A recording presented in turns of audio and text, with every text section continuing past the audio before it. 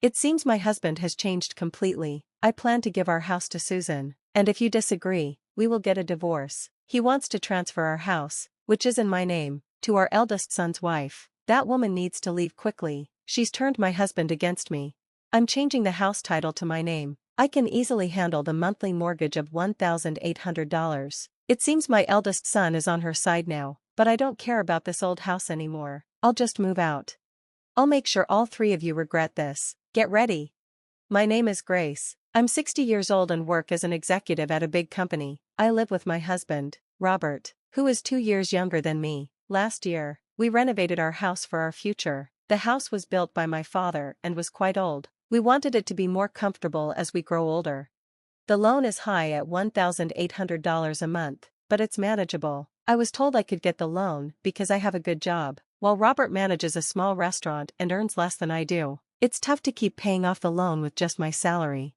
The house used to belong to your father, and now it's in your name. I feel bad, but could you pay the whole amount? I'll contribute more to our living expenses. We agreed to renovate the house, and it turned out so beautiful and comfortable. I was so happy that I could live in the house where I spent my childhood.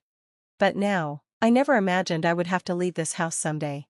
Then I received a message on my phone. My eldest son, Jack, called to tell me he's getting married. Jack is 31 and works as a section chief at a major company. He has always been dedicated to his studies and work, so I was surprised to hear about his love life. I was curious about the woman he was marrying. If Jack likes her, she must be special, but I wondered if she was trying to take advantage of him since he lacks dating experience. I was both excited and anxious to meet the woman our son was bringing home. The day finally came when I met her. A young woman with brown hair and a white dress introduced herself. "Hi, I'm Susan. Nice to meet you," she said. She had great manners and made a good impression. "Nice to meet you, Dad and Mom," she smiled, showing her bright teeth. I thought Jack could be happy with her. Robert felt the same way, quietly saying, "She's a good girl." "I'm glad to hear that, sir," Susan said, holding Robert's hand and looking into his eyes. I was surprised by how close she was to him. I pulled back a little, and Jack looked surprised. Robert didn't seem bothered at all, but I felt uneasy. I wasn't jealous, but it didn't feel good. "What are you doing?" I asked Susan. "Thank you," she replied, flustered. "I shouldn't have done that on our first meeting. I'm really sorry." She quickly let go of Robert's hand. "I often hear that I don't understand personal space," she continued. "I don't mean any harm. It just happens. I'm really sorry." She seemed nice, but her behavior surprised me, even though I liked her at first. Jack, on the other hand, was smitten with her, and he admired her boldness. "Susan might not understand personal space, but that's a good thing," he said. "She approaches people, and I'm shy, so that's why I can be with her and think about marrying her."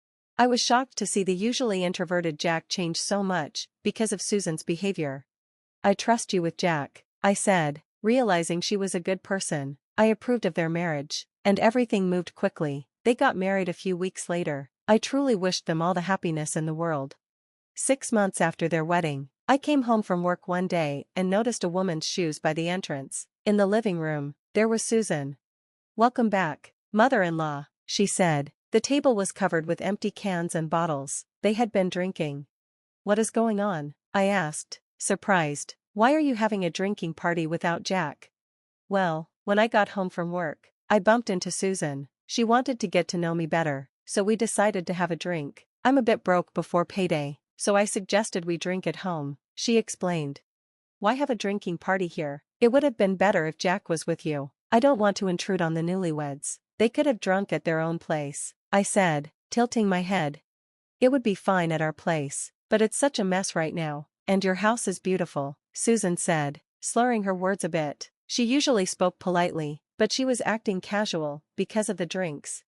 "Why didn't you invite Jack?" I asked. It seems unusual for a daughter-in-law to come to her in-law's house alone for drinks, especially as newlyweds. Susan started to cry. "Jack is always busy with work and doesn't have time for me. I'm feeling so lonely." "Shush, Susan, it's not your fault," I said. "The one to blame is Jack for leaving his newlywed wife alone." Robert began to console Susan, stroking her hair. "Oh, Daddy-in-law," she exclaimed, and it was a bizarre scene that made me feel nauseous. "Hey, Robert, Susan is your daughter-in-law. This is disrespectful to Jack. You shouldn't act like this. I scolded him for his inappropriate behavior. Please don't scold daddy-in-law, Susan defended Robert. Her response was so absurd that I couldn't help but feel confused. I wanted to say more, but after a tiring day at work, I didn't have the energy. I'm going to take a bath, please clean up, I said with a sigh as I headed to the bathroom to escape. Then I called Jack to explain the situation. He said he would stop working and come pick Susan up right away. I thought Susan was a bit odd, but Jack must really love her to leave work for her. However, I worried it might be challenging for him to live with her after marriage. Even though I might not be the best mother-in-law, I decided to offer Jack some advice on married life when he arrived. Time flew by as I soaked in the tub, lost in thought. I felt a bit lightheaded when I headed to the living room, where I found Jack had arrived to pick up Susan. Or so I thought. Despite having driven here, he was drinking. Jack, you drove here, you shouldn't drink, I questioned him. No, Susan wanted a drink, so I decided to stay the night, he replied cheerfully, a bit tipsy. I was glad my son was staying over, but Susan had left a bad impression on me. I was honestly baffled, but Jack had already been drinking. I can give you guys a lift, I offered. I really didn't want my daughter-in-law to stay over, especially since I was tired. No, I feel bad for you, you must be tired too. How about you join us for a drink? Jack suggested with an easygoing smile. I couldn't say anything more. At that moment, something felt off. Suddenly, Susan cracked a mischievous smile, almost as if she was laughing at my confusion. Was it just my imagination? I tried to convince myself that it was just a misunderstanding, but Susan's clever plan had already begun. The next day, Susan kept apologizing for her behavior. I'm truly sorry, she said before leaving, and I felt relieved as if a storm had passed. However, that evening, when I got home, Susan was there again, and Jack was nowhere in sight. I felt a sense of despair. I'm sorry to disturb you again, but I really wanted to apologize, she said, offering me some sweets. I guess I got carried away, my bad. Robert looked remorseful. It was a bit annoying, but they seemed to be reflecting on their actions, so I decided to let it go this time. Thank you, I said, because Susan felt awkward about the situation. She stopped coming over. Honestly, I didn't want to deal with her much, so I was grateful for this outcome. But then one day, Robert came to me with a serious look. I have something to talk about, he said, just as I was wondering what it was. Jack and Susan came home. It's been a while, I greeted them, but for some reason, they ignored me. I was confused. Suddenly, Robert shouted, I'm giving this house to Susan. If you object, we're getting a divorce. What? I was taken aback. He was giving the house to Susan, and I couldn't understand why. Mother-in-law, please leave, Susan said. What does that mean? I was in chaos. What do you mean you're giving the house to Susan? Robert answered, You've been bullying Susan all this time. Bullying? That's ridiculous, I argued, but Robert wouldn't listen. Shut up, he yelled. That's why she was crying and couldn't come home until now. Jack chimed in. I didn't think my mother would do something like this. This is seriously messed up.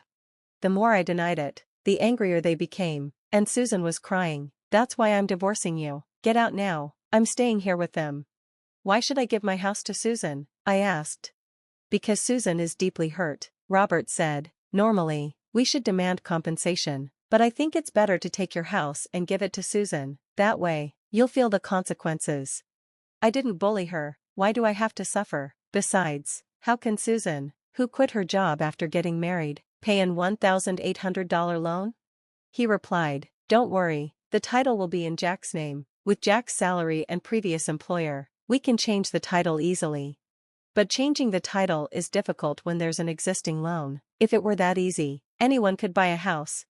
Robert insisted, You work for a big corporation, and so does Jack. Plus, a friend of mine works at the bank where you have your loan. I think we can work something out. I couldn't understand where his confidence came from. An $1,800 loan is no big deal, he said with a laugh. Jack, brimming with confidence because of Robert's words, turned this into a real situation where I might have to hand over the house. I repeated, I haven't bullied her, so I won't give up the house. When I objected, they both exploded with anger again. This is too much. As I was getting fed up, Susan, who had been crying the whole time, spoke up. Mother-in-law, for the sake of this child, please, she pleaded, stroking her belly.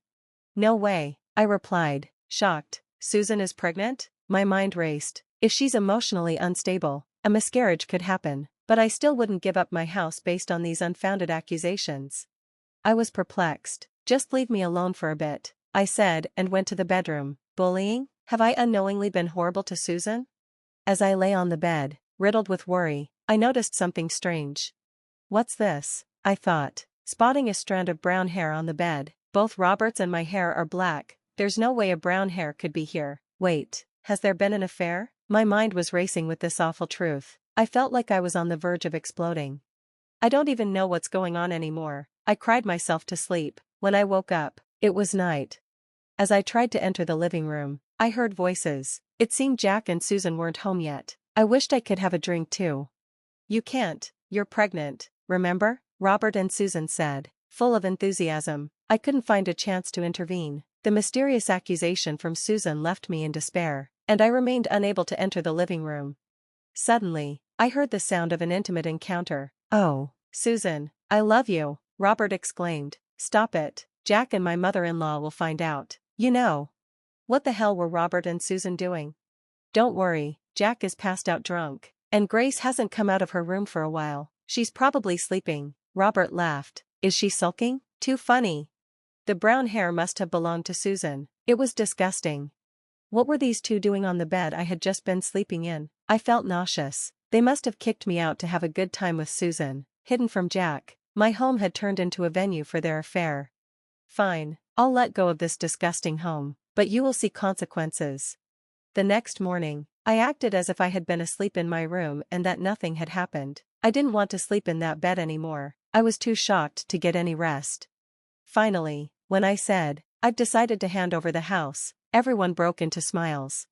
Great, let's get the transfer of ownership done. I'm sure I can get a loan approved in no time. Jack was excited.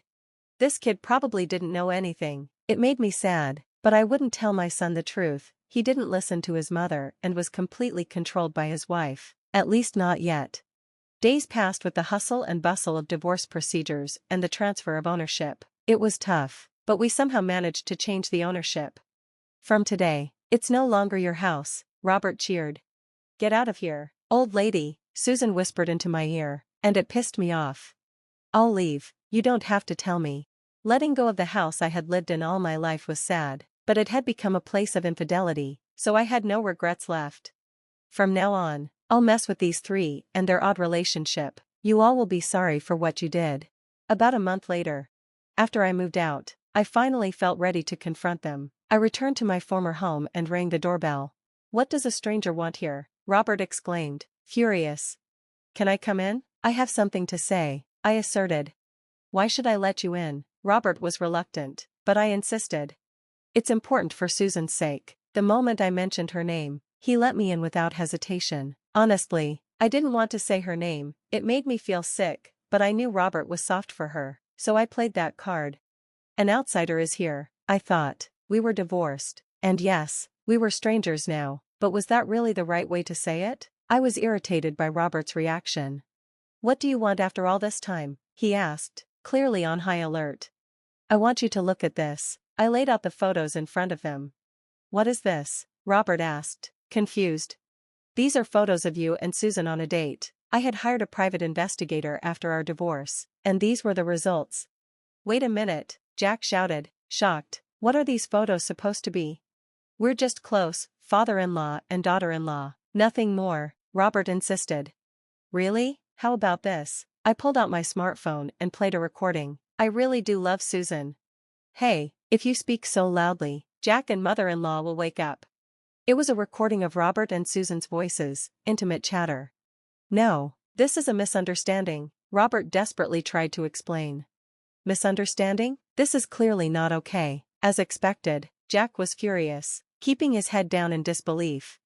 I decided to add fuel to the fire. Listen, I hate to ask, but who's really the father of that baby in your belly?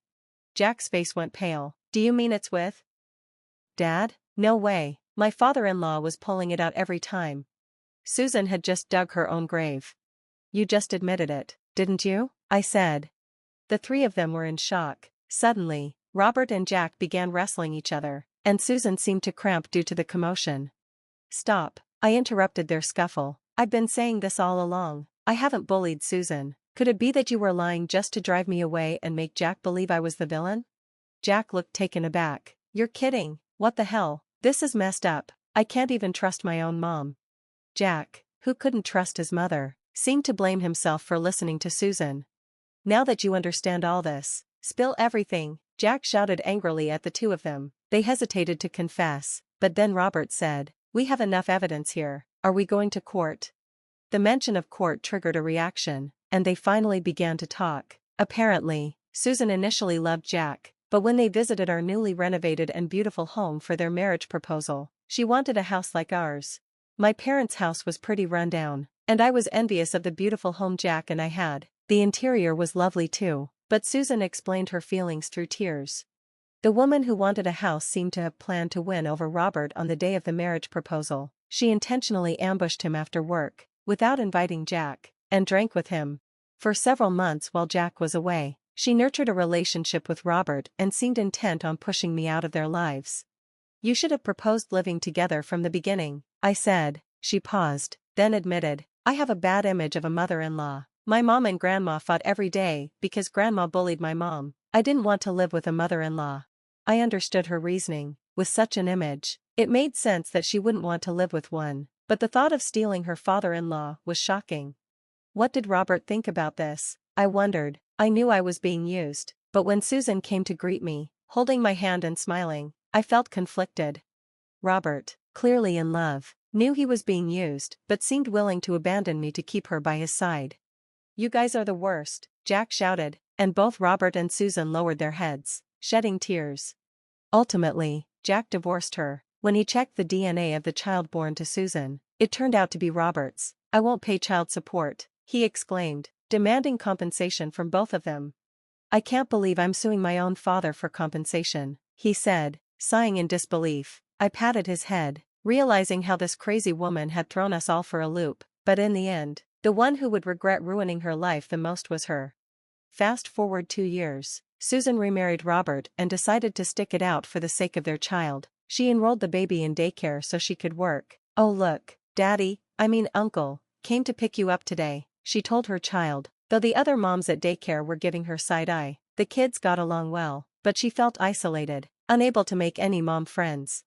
When she tried explaining her divorce and remarriage to her own parents, they were furious, directing their anger at Robert. Since then, she had been estranged from them. All of this was her doing, and as for the house, Jack was living there alone. I wanted to sell it, but that would be too harsh on Mom. After all, it's the house where she's lived since she was born, a place full of memories, Jack told me. I understood his sentiment. I just can't sell it, he added, guilt-ridden, despite my insistence that the house felt creepy. Eventually, he had it professionally cleaned, throwing out all of Robert and Susan's belongings. Even though it was because of that woman, I did something terrible to Mom, he confessed. I know you probably won't forgive me, but please visit me, or come to the house on a whim. Let me show you some devotion. With that, he gifted me a ticket for a hot springs trip.